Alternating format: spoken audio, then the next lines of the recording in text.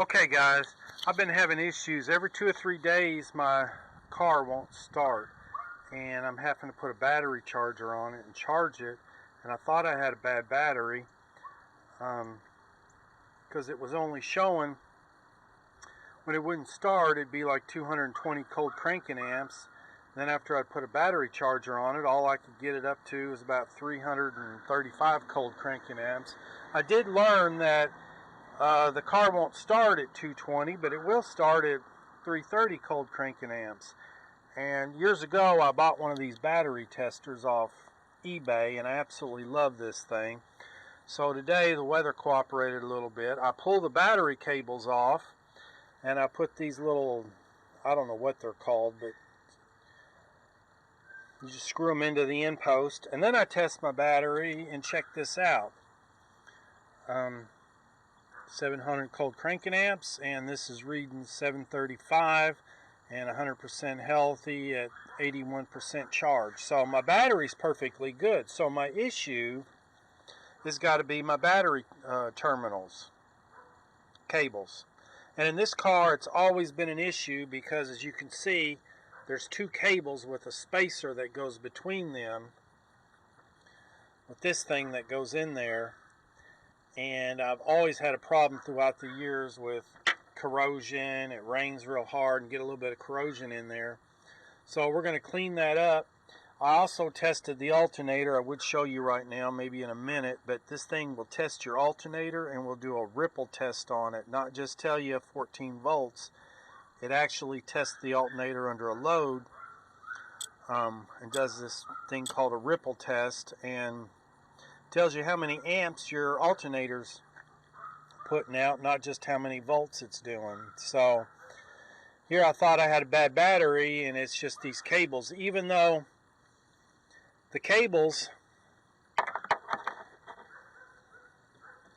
they don't look that bad. But we're going to clean them up real good. But see that spacer? There's two cables with the spacer between there. But we're going to polish that up a little bit and clean it up. So if you don't have one of these, it's well worth the $50. It works just as good as taking it to AutoZone and having the battery tested.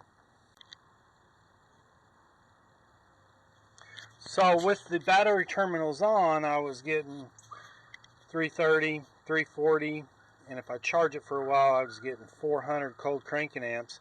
So what's happening is a little bit of corrosion in the inside, and where I'm probably going to find it is inside this spacer here. There'll be some oxidation, and that's giving me my reading of 300 cold cranking amps, but when I test it directly off the battery, I'm getting 700 cold cranking amps. So to test your battery, you got to make sure you test it directly off the battery, because that corrosion's giving you a false reading. And that battery tester also will check your starter. It tells by the amount of draw. You put it on the battery and start the car, and if you're getting an excessive amount of draw, it means your starter's fixing to go out. So it'll actually tell you before your starter goes out that your starter's going bad. Okay, I believe my problem was this cable spacer. If you look at the indentations in there, every time you take your battery cables loose, it puts those indentations in there and maybe a little bit of corrosion. But I think what happens is in the heat of the summer and the cold in the winter time, and that lead is soft, right, and it presses into it. Because when I loosened these, it didn't feel like it was that tight, as tight as it should be anyways. But I went ahead and replaced this because I got a feeling that that was the biggest issue. So my advice is, anytime you take these terminals loose for any reason, replace with a new lead spacer in there. I've had issues with them in the past. And if you need to disconnect your battery, just pull the ground off and don't mess with that. Okay guys, all I did was replace this spacer, okay, and I'll go from 330 cranking amps to 760 cold cranking amps. It does say I'm at 51% charged, which I don't understand. That don't make sense to me. It says the battery's good, just recharge it.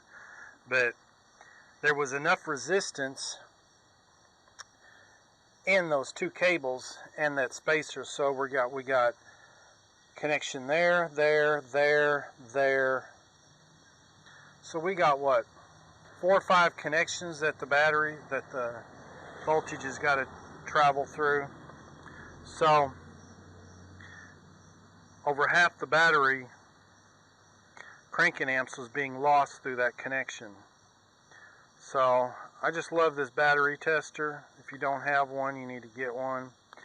If you want to test battery in vehicle, it'll do a battery test in the vehicle, but if it's in the vehicle, it has you turn the headlights on for 10 seconds to take the surface charge off the battery, and then it'll test it in there. It'll do a cranking test. Like I was telling you, you start the engine and it'll tell you how many amps your starter's pulling.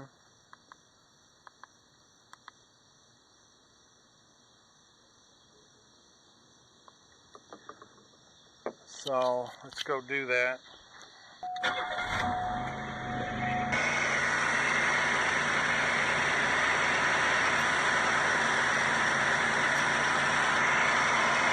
So there you go. There's the starter test. It took 950 milliseconds of cranking to start it, and it's normal, and it took the battery down to 10 volts on the crank. Now to test the alternator,